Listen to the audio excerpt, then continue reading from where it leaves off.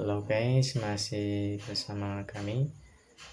Kami akan menyampaikan informasi seputar sepak bola timnas Indonesia.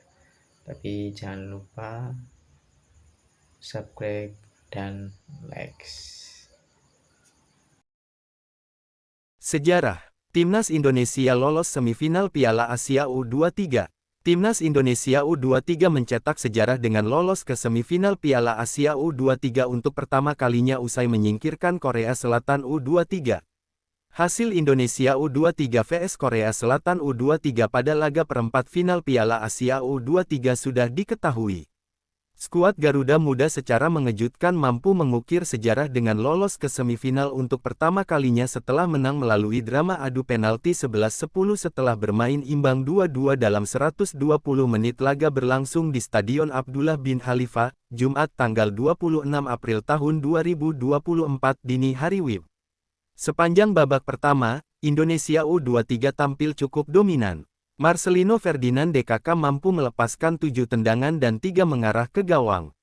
Dari 3 tendangan yang mengarah ke gawang, 2 diantaranya berhasil menggetarkan gawang Korea Selatan U23. Adalah Rafael Struijk, yang memborong kedua gol untuk keunggulan Indonesia U23. Indonesia U23 membuka keunggulan di menit 15 melalui gol yang dicetak Struijk lewat tendangan melengkung dari luar kotak penalti. Di penghujung babak pertama, Korea Selatan U23 semakin gencar melancarkan serangan. Korea Selatan U23 akhirnya berhasil mencetak gol penyeimbang setelah sundulan pemainnya mengenai Komang Teguh, sehingga bola sulit diantisipasi Hernando Ari. Skor berubah menjadi 1-1. 3 menit berselang, Indonesia U23 kembali unggul 2-1. Struijk benar-benar menjadi ancaman serius untuk lini pertahanan lawan. Berawal dari Ivar Jenner, Struijk yang mendapat pengawalan ketat dari pemain bertahan Korea Selatan U23, mampu menggiring bola ke jantung pertahanan lawan sebelum akhirnya melepaskan tendangan yang mengecoh kiper lawan.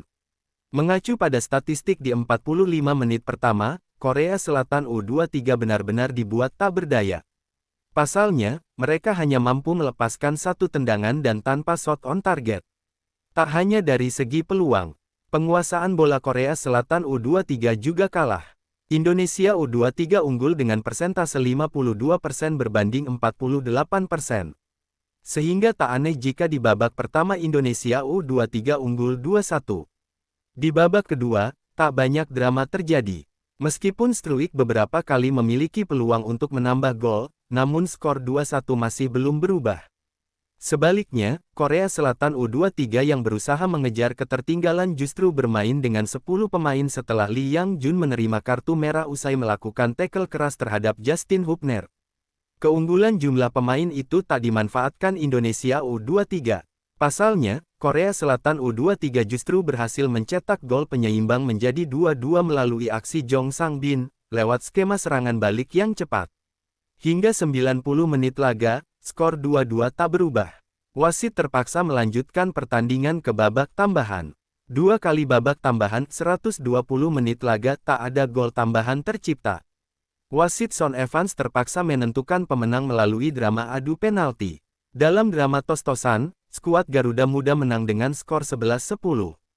Kemenangan sensasional ini membuat Indonesia U23 berpeluang lolos ke Olimpiade Paris 2024. 3 tim teratas secara otomatis lolos ke pesta olahraga 4 tahunan itu, juara Piala Asia U23, runner-up, dan peringkat ketiga. Sementara, 1 tim peringkat 4 dijadwalkan berhadapan dengan peringkat keempat regional Afrika, Guinea U23 untuk mendapatkan tiket Olimpiade Paris 2024.